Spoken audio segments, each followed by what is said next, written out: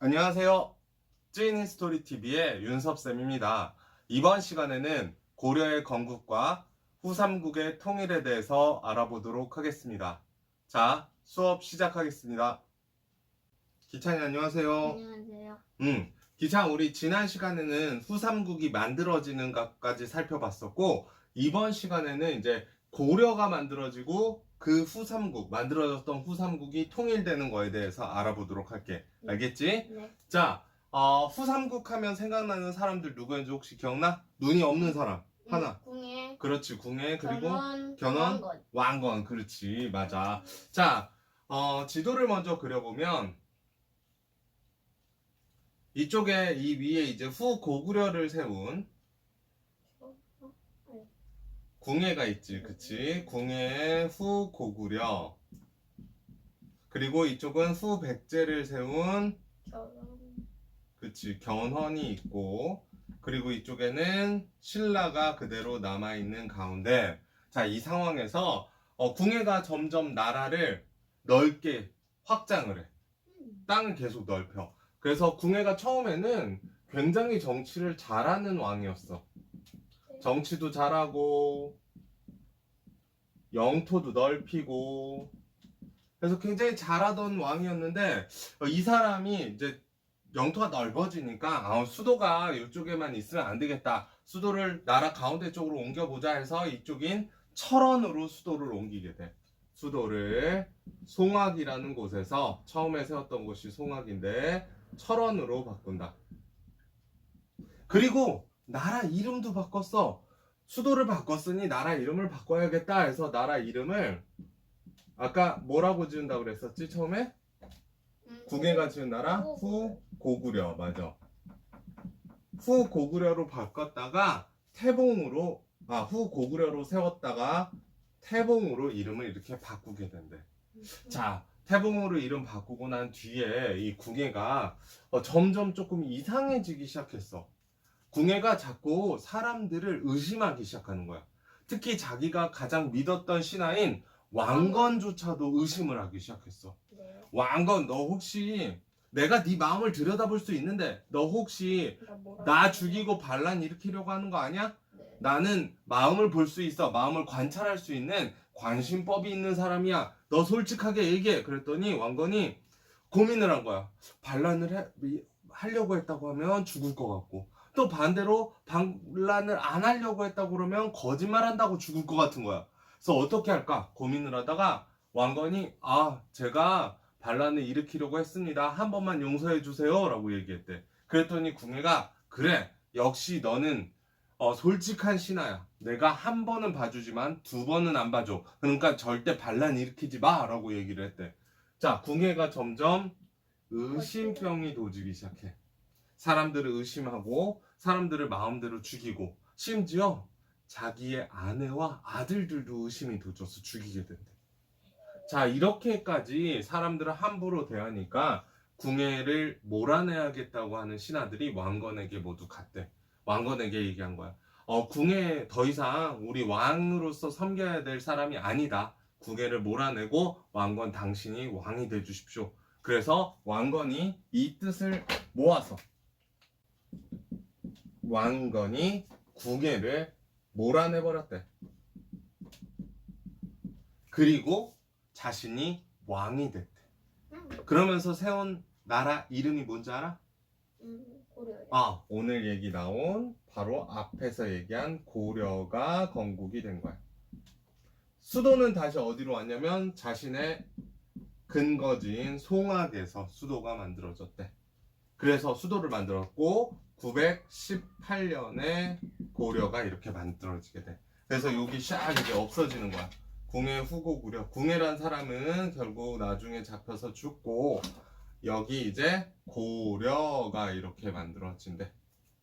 자, 고려가 이렇게 만들어지자 견훤이 고려가 나라를 이렇게 만들었다고? 그래, 그러면 내가 한번 나의 힘을 보여주지 하고 견훤이 군대를 모아서 고려랑 여러 번 싸움을 했는데, 고려랑 싸워도 이렇게 치고받고 싸우면서 큰 소득이 없었대. 그래서 이제 내가 제대로 된 힘을 보여주지 하고 견훤이 어디로 쳐들어가냐? 신라의 수도로 쳐들어갔대. 서라벌? 그렇지. 신라의 수도인 설아벌. 자, 이 설아벌을 경주라고도 부르지만 당시는 뭐라고 불렀냐면 설아벌이라고도 불렀지만 금성이라고도 불렀대. 금성. 금성? 금성. 자, 이 설아벌로 공격해서 들어간 게 언제냐면 바로 927년에 고려가 만들어진 지 약 10년 만에 이제 견훤이 금성으로 공격해 들어가서 설아벌로 공격해 들어가서 왕을 죽여버렸어. 왕이 당시에 이제 포석정이라는 곳에서 있었는데 이 포석정에 있던 왕인 경혜왕을 죽인 거야. 그리고 그의 친척인 경순왕을 왕위에 올려놨대. 신라를 완전히 없앤 건 아니고 내 말 잘 들어라 라는 의미로 왕을 바꿔버린 거지. 그래서 경혜왕을 죽이고 경순왕이 즉위를 했는데 이 경순왕이 왕에 오른 걸 우리가 즉위라고 하거든. 왕에 올랐는데 이 사람이 신라의 마지막 왕이야. 경순왕. 그래서 이름 잘 기억해줘야 돼. 경순왕은 신라의 마지막 왕 이렇게 기억해주면 돼.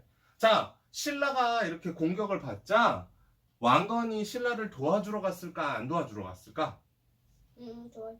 도와주러 갔어. 견훤이 경혜왕을 죽이고 신라를 공격해서 들어갔다고? 안 되겠다. 우리가 도와주자 해서 군대를 몰고 이렇게 들어온 거야. 자, 견훤은 자신이 이끌던 군대를 끌고 위로 올라갔어. 그래서 어디에서 붙게 되냐? 공산이라는 곳에서 붙게 됐대. 공산.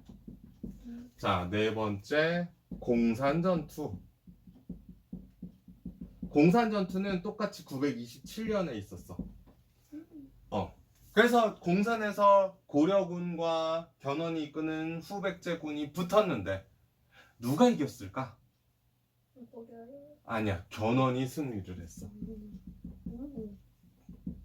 견훤은 장군 출신이었잖아. 장군 출신에 싸움도 굉장히 잘하고 자신이 전략적으로 굉장히 유리한 부분이 있었기 때문에 왕건을 끌어들여서 포위해가지고 왕건을 거의 사로잡을 뻔했어.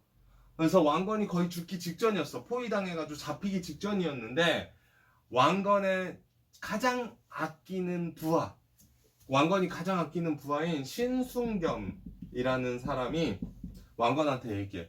지금 나랑 빨리 갑옷을 바꿔 입자고. 그래서 바꿔 입고 이 왕께서는 빨리 도망을 가셔서 위로 올라가고 제가 대신 왕인 척하고 다른 후백제군을 유인하겠다고. 그래서 신순겸이 대신 죽어. 왕건을 살리고 겨우겨우 왕건이 도망가게 돼. 신순겸이 죽어. 왕건은 너무너무 마음이 아팠어. 내가 가장 아끼던 이 신순겸을 어쩔 수 없이 전투에서 약해서 죽였구나. 내가 한번 복수를 해야겠다. 우리 힘을 키워야겠다 해서 힘을 막 키우기 시작해. 고려가 힘을 열심히 키워가지고 복수를 하기 위한 군대 강화를 시작한다. 자, 이렇게 힘을 키운 왕건이 드디어 복수에 성공하는 전투가 와. 그 전투가 언제 일어났냐면 930년. 곧 공산전투 언제 일어났다고 그랬는지 혹시 기억나? 927년. 그렇지. 3년 뒤에 군대를 강화시킨 왕건이 고창전투라는 곳에서 승리를 하게 돼. 왕건 승리. 자, 이렇게 왕건이 승리하자 후백제와 고려는 서로 싸우긴 했지만 큰 소득 없이 어느 정도 힘이 균형이 맞은 거야. 팽팽하게 서로 버티고 있는 거죠. 서로 밀고 있다고 생각하면 돼. 이렇게 밀고 있는 거야. 같은 힘끼리 밀리지 않은 가운데 후백제에서 갑자기 사고가 일어났어. 그 사고가 뭐냐?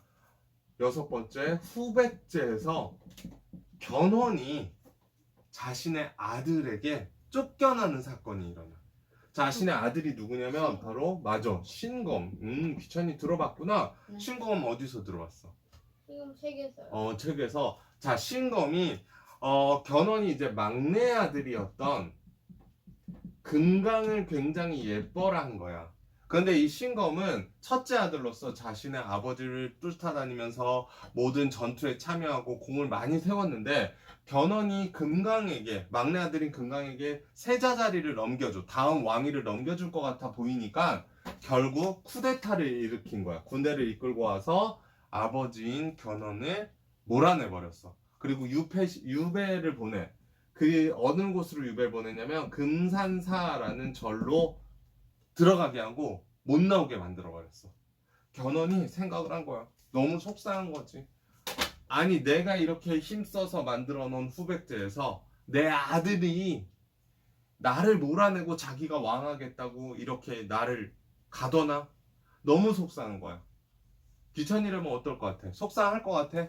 엄청 속상해. 엄청 속상했지. 그래서 너무 속상한 이 견훤이 에이 내가 이렇게 속상할 바에는 차라리 왕건에게 가겠다. 그래서 견훤이 여기 유배를 당했다가 위로 올라간다. 그래서 왕건에게 이 견훤이 7번째 왕건에게 가. 그리고 가서 울면서 막 얘기하는 거예요. 이런 일이 있어서 내가 이렇게 왔는데 내가 후백제 멸망시키는데 가장 앞장설 수 있게 해달라. 자, 견훤 입장에선 자기가 어느 나라를 만들었지, 귀찮아? 후백제를 만들었는데 후백제를 만들어 놓고 자신이 그 나라를 만든 나라를 없애야 된다고 생각하면 얼마나 속상했을까? 엄청 속상했겠지. 그런데도 견훤은 자신의 아들에게 배신을 당했기 때문에 안 되겠다고 생각한 거야. 그래서 고려를 돕기로 마음 먹었던 거지. 자, 이 상황에서 이제 견훤이 왕건에게 갔고 이 상황에서 또 한 번의 큰 사건이 일어나. 지금 거의 망해가는 나라가 있어. 어느 나라지, 귀찮아? 맞아. 신라 왕이 경순왕 입장에서는 나도 항복을 하고 싶은 거야. 고려 왕건이라는 사람이 저렇게 모든 사람을 대우해주고 완전 원수였던 견훤까지도 대우를 해서 항복을 받아준다고? 그렇다면 나도 한번 왕건에게 그냥 항복하고 우리 신라를 바칠까 고민을 했어. 그러다가 결국 경순왕마저도 왕건에게 항복해버려. 그래서 요렇게 힘이 합쳐지는 거지. 자, 이제 경순왕 항복으로 신라까지도 고려와 합쳐지게 됐다라는 거야. 어마어마하게 고려가 이제 힘이 커졌지. 이 상황에서 이제 고려는 견훤을 앞장세워서 밀고 내려와. 그리고 결국 신검이 항복하면서 고려가 통일을 하게 되는 고려의 후삼국 통일. 언제? 바로 936년에 통일을 하게 된다. 그래서 고려가 언제 만들어졌냐면 아까 언제였는지 혹시 기억나? 927년. 아니 그건 전투고 918년. 918년. 그래서 918 더하기 18은 936이지. 그러니까 똑같이 918년 더하기 18년만 더하면 돼. 그러면 이렇게 고려가 모든 나라를 통일한 연도가 나와. 근데 18 더하기 18이 36인데. 그러니까 936년. 918년 더하기 18년. 음. 자, 그리고 이 위에 있었던 나라 혹시 어딘지 기억나? 발해요. 오케이, 맞아요. 발해가 또한 다른 나라에 의해서 멸망해 버렸어. 그래서 이 멸망한 나라의 사람들을 뭐라고 부른다고 하는지 혹시 기억나? 우리 고구려랑 백제할 때 얘기했었나? 유민이라고 불렀어. 유민. 네. 이 유민들이 전부 고려로 내려오게 돼. 내려오게 되면서 고려라는 이름에서 알 수 있듯이 어느 나라를 이어받았다고 하는 걸까? 고구려. 맞아, 고구려를 이어받았어. 고구려를 이어받은 나라가 원래 발해지. 근데 이 발해 사람들이 고구려를 이어받은 나라가 한반도에 생겼다고? 이름이 고려라고? 그럼 우리가 가야지 하고 나라가 망하니까 오게 된 거야. 그래서 고구려라는 나라는 여기 위에 살던 사람들과 더불어서 신라 사람들 그리고 후백제 사람들 그리고 발해의 유민들까지 합쳐지면서 삼국을 정말 통일한 것 같은 나라가 완성이 된 거지. 알겠어요?